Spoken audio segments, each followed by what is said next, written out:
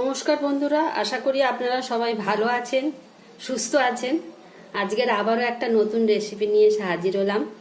চিংড়ি মাছের মালাইকারি কেমন করে বানাই দেখতে থাকুন। চিংড়ি মাছের মালাইকারি বানানোর জন্য আমি এখানে 500 গ্রাম মতন চিংড়ি মাছ নিয়ে নিয়েছি।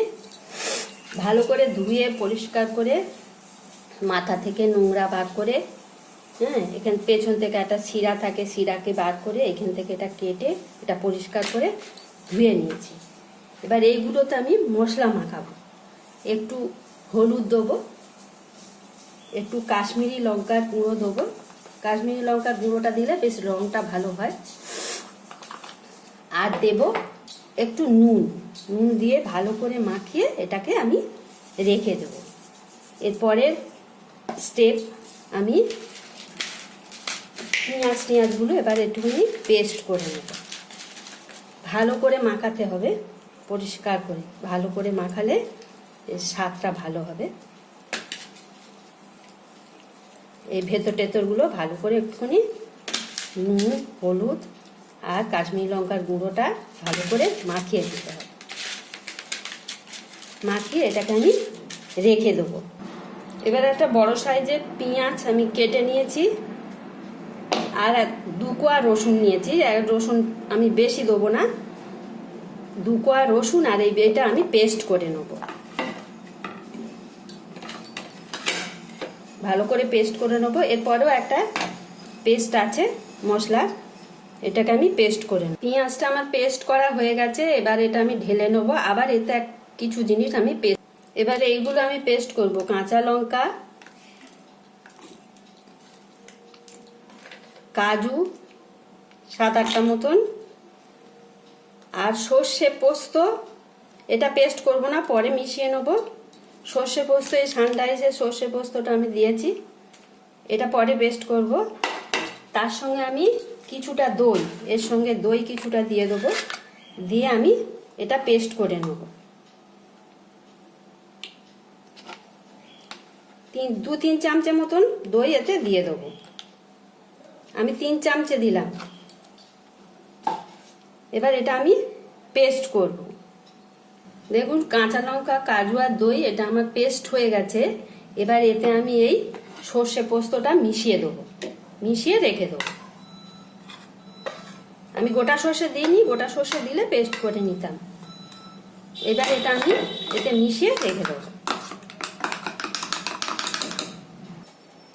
গ্যাস জ্বেলে প্যানটা বসিয়ে দিলাম, আর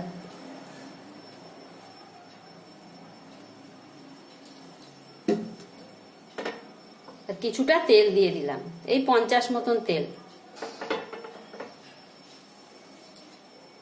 তেলটা গরম হোক। তেলটা গরম হয়ে গেছে। এবার আমি চিংড়ি মাছগুলো এক এক করে দিয়ে দেবো।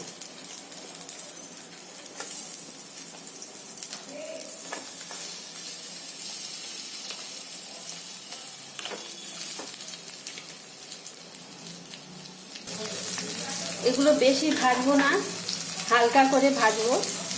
এক পিঠ হয়ে গেছে, এবার আর এক পিঠ উল্টে দেবো। বেশি চিংড়ি মাছ বেশি ভাজলে শক্ত হয়ে যায়।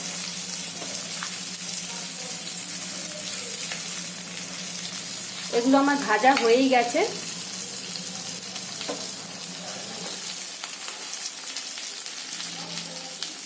এবার এক এক করে এগুলো তুলে নেব।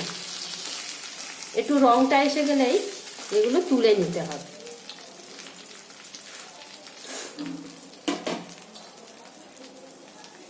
গ্যাসটা আমি অফ করে দিলাম। এবার এগুলো আমি এক এক করে তুলে নেব।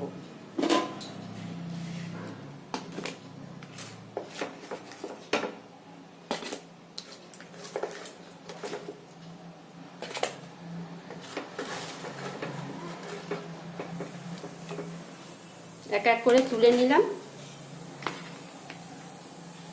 এইবার আমি ওইতে কিছু মশলা, চিংড়ি মাছ ভাজার তেলেই আমি আবারও কিছুটা তেল দিয়ে দেবো।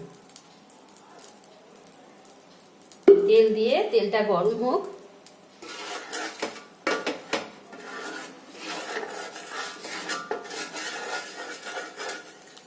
তেলটা গরম হয়ে গেছে, ওতে আমি গোটা গরম মশলা আর তেজপাতা ফোড়ন দিয়ে দেবো।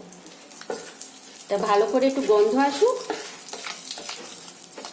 গন্ধ এলে আমার পেঁয়াজ রসুন বাটা যেটা আছে সেটা আমি এতে দিয়ে দেবো।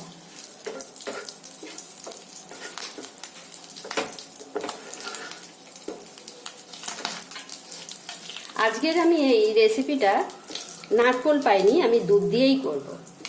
দুধ নিয়ে এসছি, দুধ দিয়ে করব। এটা আমার ভাজা ভাজা হয়ে গেছে, একটা গন্ধ এসেছে। এবার আমি এই পেঁয়াজ রসুন বাটাটা এতে দিয়ে দেবো।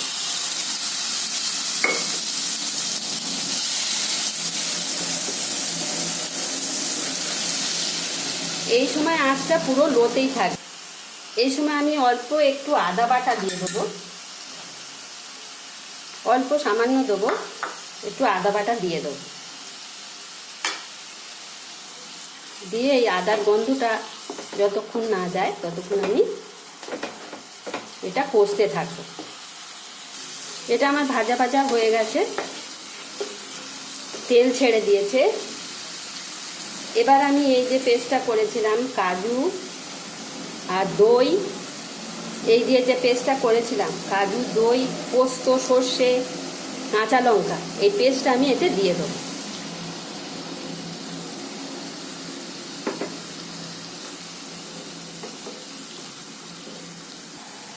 এটা আমার কষতে কষতে তেল ছেড়ে এসছে। এই সময় আমি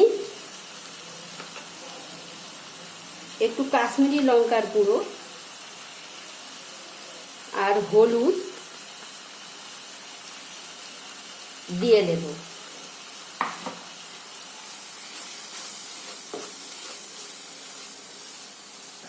আর দেব অল্প একটু জিরে দিয়ে ভালো করে কষে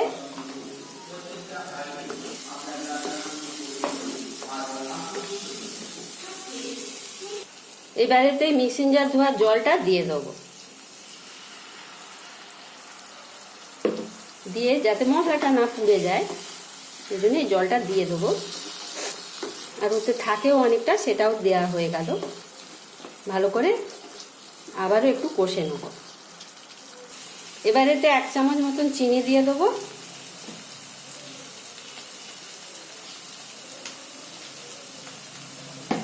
আর 1/2 চামচ মতন নুন দিয়ে দেবো। এটা ভাজা ভাজা হয়ে গেছে। এবার আমি এতে দুধটা দিয়ে দেবো।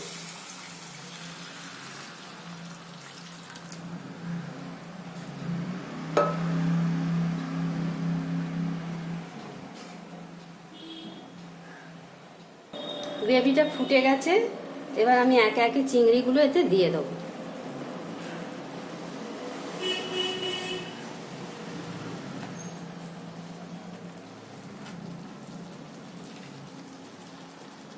গ্যাসটা একটু বাড়িয়ে দেব।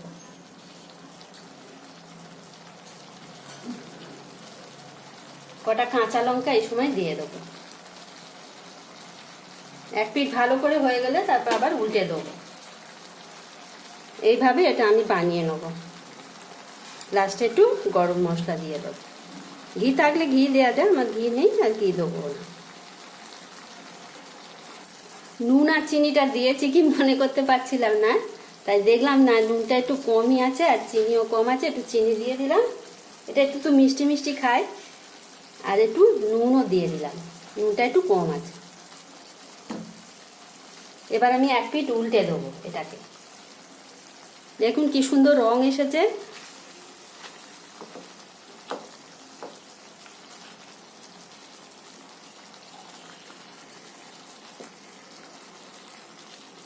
আর এক পিঠ আমি উল্টে দিচ্ছি। এইভাবে আমি এটাকে ফুটিয়ে কমপ্লিট করে দেবো।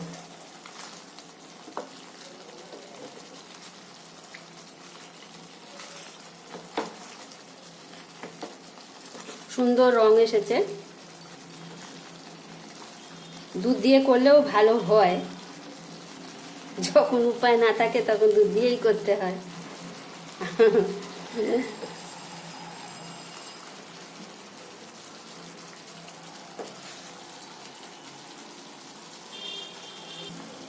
দেখুন মালাইকারিটা আমার হয়ে গেছে, দেখুন কত সুন্দর লোভনীয় হয়েছে। সুন্দর হয়েছে, আপনারাও বাড়িতে এরকম করে খাবেন, ভালো লাগবে। দুধ দিয়ে ভালোই হয়, নারকেল না থাকলে দুধ দিয়ে করা যায়, ভালো লাগে। খুব সুন্দর হয়েছে। এবার আমি গ্যাসটা অফ করে দিলাম।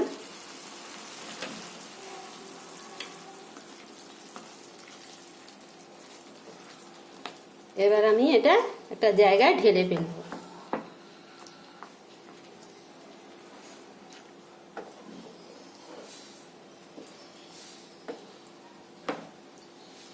সব দিনের মতন আজও অনুরোধ রইল আপনাদের কাছে, যদি ভিডিওটা ভালো লাগে তাহলে প্লিজ আমাকে একটু সাবস্ক্রাইব করে দেবেন।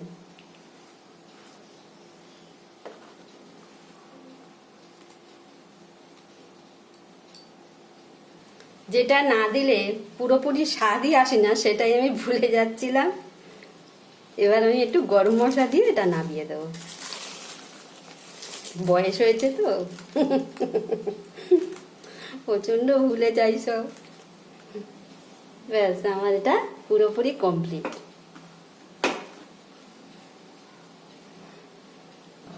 দেখুন বন্ধুরা, কত সুন্দর দেখতে হয়েছে, কালারটা কত সুন্দর এসেছে।